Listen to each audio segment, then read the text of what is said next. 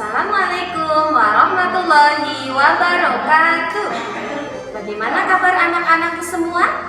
Semoga dalam keadaan sehat dan selalu bahagia. Kali ini Ustazah Hana akan mengajak kalian semua untuk mendengarkan kisah tentang Nabi Ismail dan Siti Hajar. Yuk kita dengarkan sama-sama. Suatu hari Nabi Ibrahim alaihi salam mendapatkan wahyu atau perintah dari Allah Subhanahu wa taala untuk membawa istrinya Siti Hajar dan putranya Ismail untuk ke suatu tempat yang sangat gersang. Di tempat itu tidak ada tumbuh-tumbuhan, tidak ada bangunan-bangunan, yang ada hanya padang pasir yang sangat panas. Dan tempat tersebut berada di kota Mekah yang belum pernah ditempati oleh siapapun. Nabi Ibrahim menyampaikan wahyu dari Allah kepada istrinya. Istriku, Allah memerintahkanku untuk mengajakmu dan anak kita ke suatu tempat di kota Mekah. Apakah kamu bersedia ikut denganku, wahai istriku? Kemudian istrinya atau Siti Hajar pun menjawab, suamiku, jika itu perintah dari Allah, maka aku siap ikut denganmu. Kemudian Nabi Ibrahim dan keluarganya berangkat ke sebuah tempat di kota Mekah.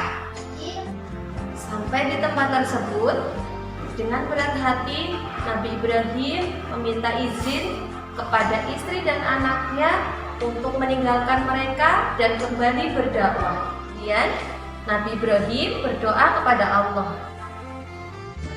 ya Allah, jadikanlah negeri ini negeri yang aman sentosa, dan berikanlah rizkimu berupa buah-buahan untuk mereka, sebagaimana tercantum dalam Al-Quran surat Al-Baqarah ayat 126 yang artinya, dan ingatlah ketika Ibrahim berdoa, ya Tuhanku, jadikanlah negeri ini yang aman sentosa, dan berikanlah rizki dari buah-buahan kepada penduduknya yang beriman di antara mereka kepada Allah dan hari kemudian.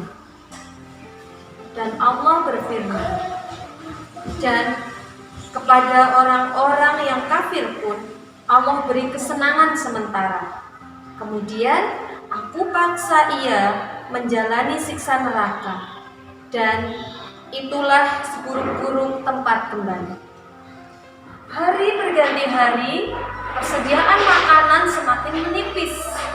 Tidak ada lagi makanan yang bisa diberikan untuk anaknya. Sehingga Nabi Ismail kecil kehausan dan kelaparan. Beliau tidak putus asa. Beliau melihat ke arah Bukit Safa. Ternyata di sana beliau melihat ada fata morgana.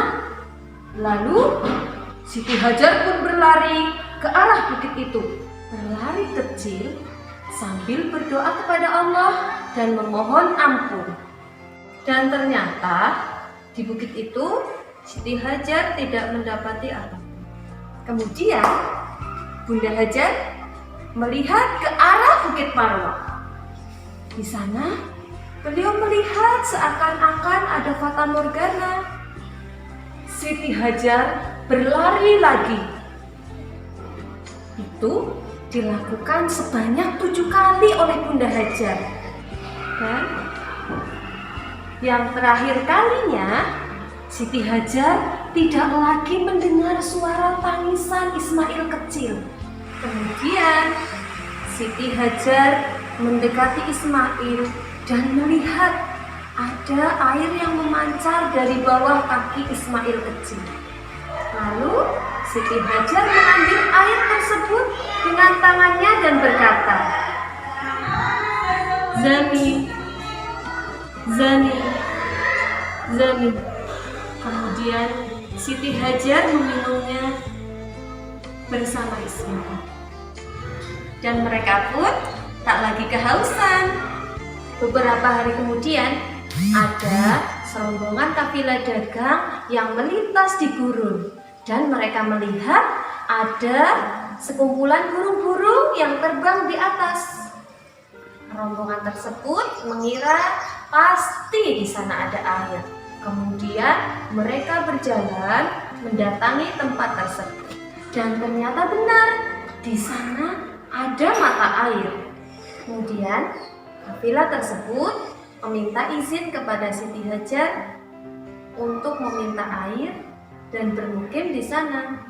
Siti Hajar pun mengizinkan dan lama-kelamaan banyak orang berdatangan dan bermukim di sana.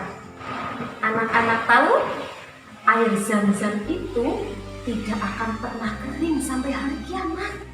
Itu adalah bukti kebesaran Allah Subhanahu wa Ta'ala.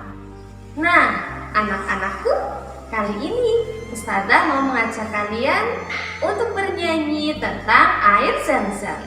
Ikuti Ustazah ya. 1, 2, 3. Zumi, zumi, zumi, kumpul, kumpul, kumpul, air, air, air di kaki Ismail.